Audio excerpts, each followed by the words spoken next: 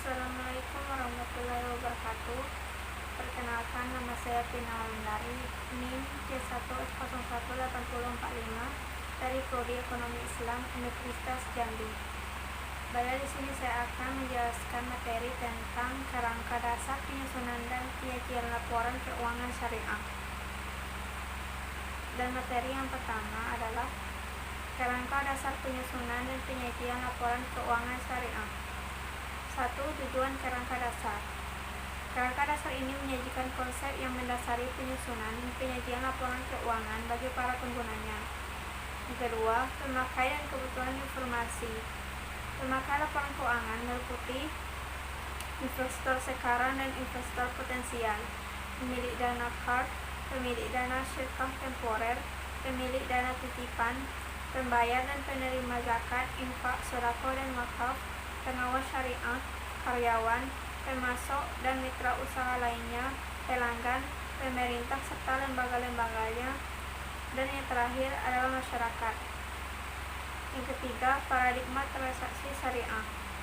Transaksi syariah berlandaskan pada paradigma bahwa alam semesta diciptakan oleh Tuhan sebagai amanah, kepercayaan ilahi, dan sarana kebahagiaan hidup bagi seluruh umat manusia untuk mencapai kesejahteraan hakiki secara material dan spiritual atau falak. 4. Asas transaksi syariah. Yang pertama, persaudaraan, ukhuwah, keadilan, kemaslahatan, maslahah, keseimbangan, tawazun, universalisme, syumuliyah. 5. Karakteristik transaksi syariah.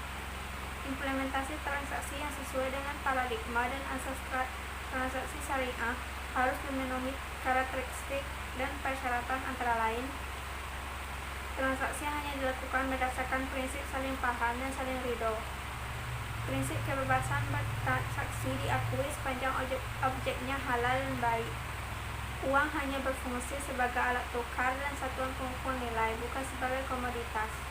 Tidak mengandung unsur riba, tidak mengandung unsur kezaliman, tidak mengandung unsur masyir, tidak mengandung unsur gharar, tidak mengandung unsur haram, tidak mengandung prinsip nilai waktu dari uang, time value of money. Transaksi dilakukan berdasarkan suatu perjanjian yang jelas dan benar serta untuk keuntungan semua pihak tanpa merugikan pihak lain. Tidak ada distorsi harga melalui rekayasa permintaan, negotiasi. Tidak mengandung unsur kolusi dengan suap menyuap, rishwah. Karakteristik tersebut dapat diterapkan pada transaksi bisnis yang bersifat komersial maupun yang bersifat non-komersial. 6. Tujuan laporan keuangan. Tujuan utama laporan keuangan adalah untuk menyediakan informasi menyangkut posisi keuangan, kinerja, serta perubahan posisi keuangan suatu entitas syariah yang bermanfaat bagi sejumlah besar pemakai dalam pengambilan keputusan ekonomi. 7. Bentuk laporan keuangan. Laporan keuangan entitas syariah terdiri atas: pertama, posisi keuangan entitas syariah disajikan sebagai neraca. Kedua, informasi kinerja entitas syariah disajikan dalam laporan laba rugi. Yang ketiga, informasi perubahan posisi keuangan entitas syariah yang dapat disusun berdasarkan definisi dana seperti seluruh sumber daya keuangan, modal kerja, aset atau kas. Yang keempat, informasi lain seperti laporan penjelasan tentang pemenuhan fungsi sosial entitas syariah. Dan yang terakhir, catatan dan skedul tambahan. 8. Asumsi dasar. Asumsi dasar ada dua, yaitu dasar akrual dan kelangsungan usaha. 9. Karakteristik kualitatif informasi keuangan syariah. Karakteristik kualitatif merupakan ciri khas yang membuat informasi dalam laporan keuangan berguna bagi pemakai. Terdapat 4 karakteristik kualitatif pokok, yaitu dapat dipahami, relevan, andal, dan dapat dibandingkan. 10. Kendala informasi yang relevan dan andal. Kendala informasi yang relevan dan andal terdapat dalam hal sebagai berikut: A. Tepat waktu, dan B. Keseimbangan antara biaya dan manfaat. 11. Unsur-unsur laporan keuangan. Sesuai karakteristik laporan keuangan entitas syariah antara lain meliputi 1. Komponen laporan keuangan yang mencerminkan kegiatan komersial. 2. Komponen laporan keuangan yang mencerminkan kegiatan sosial. Dan yang terakhir, komponen laporan keuangan lainnya yang mencerminkan kegiatan dan tanggung jawab khusus entitas syariah tersebut. 12. Pengukuran unsur-unsur laporan keuangan. Berbagai dasar pengukuran tersebut adalah sebagai berikut. Yang pertama, biaya historis, historical cost. Yang kedua, biaya kini, current cost. Dan yang terakhir, nilai realisasi atau penyelesaian, realizable atau settlement value. 13. Catatan atas laporan keuangan. Catatan atas laporan keuangan meliputi penjelasan naratif atau rincian jumlah yang tertera dalam laporan keuangan utama.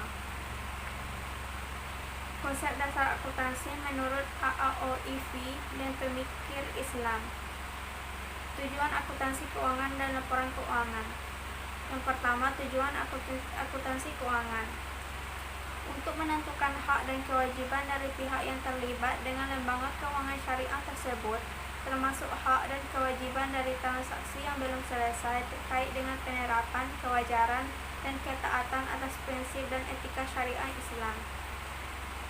Untuk menjaga aset dan hak-hak lembaga keuangan syariah, untuk meningkatkan kemampuan manajerial dan produktivitas dari lembaga keuangan syariah, untuk menyiapkan informasi laporan keuangan yang berguna kepada pengguna laporan keuangan sehingga mereka dapat membuat keputusan yang tepat dalam berhubungan dengan lembaga keuangan. 2. Tujuan laporan keuangan kepada pengguna informasi luar. Memberikan informasi tentang kepatuhan lembaga keuangan syariah terhadap syariah Islam, termasuk informasi tentang pemisahan antara pendapatan dan pengeluaran yang boleh dan tidak menurut syariat Islam. Memberikan informasi tentang sumber daya ekonomi dan kewajiban lembaga keuangan syariah. Memberikan informasi kepada pihak yang terkait dengan penerimaan dan penyaluran zakat pada lembaga keuangan syariah. Memberikan informasi untuk mengestimasi arus kas yang dapat direalisasikan, waktu realisasi dan risiko yang mungkin timbul dari transaksi dengan lembaga keuangan syariah. Memberikan informasi agar pengguna laporan keuangan dapat menilai dan mengevaluasi lembaga keuangan syariah apakah telah menjaga dana serta melakukan investasi dengan tepat, termasuk memperoleh imbal hasil yang memuaskan. Memberikan informasi tentang pelaksanaan tanggung jawab sosial dari lembaga keuangan syariah. 2. Pemakai dan kebutuhan informasi. Pemakai laporan keuangan menurut AAOIV antara lain sebagai berikut. Yang pertama, pemegang saham. Yang kedua, pemegang investasi. Yang ketiga, pemilik dana atau bagi deposan bank. Yang keempat, pemilik dana tabungan. Yang kelima, pihak yang melakukan transaksi bisnis.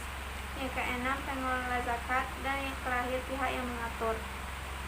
3. Paradigma asas dan karakteristik transaksi syariah.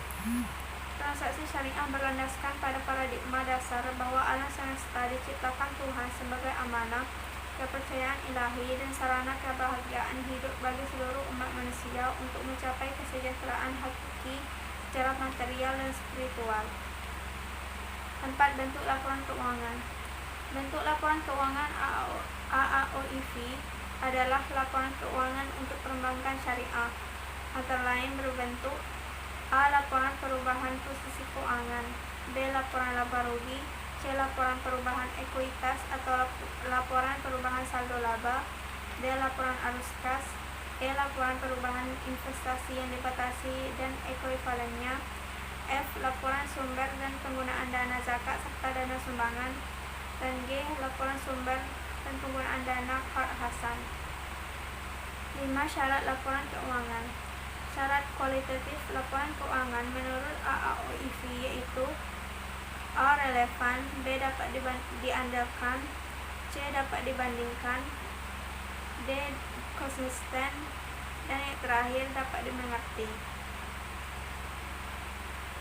Jadi kesimpulan dari seluruh materi ini adalah akuntansi dikembangkan untuk mendukung ekonomi dengan mengikuti paradigma dari sistem ekonominya. Jadi, akuntansi memerlukan kerangka dasar untuk akuntansi dan pelaporan keuangan, tidak terkecuali dalam akuntansi syariah. Sedangkan konsep dasar akuntansi menurut pemikir Islam masih terdapat banyak perdebatan antara para pemikir. Sekian materi yang saya sampaikan. Bila ada kesalahan atau salah pengucapan mohon dimaklumi. Saya tutup dengan wassalamualaikum warahmatullahi wabarakatuh.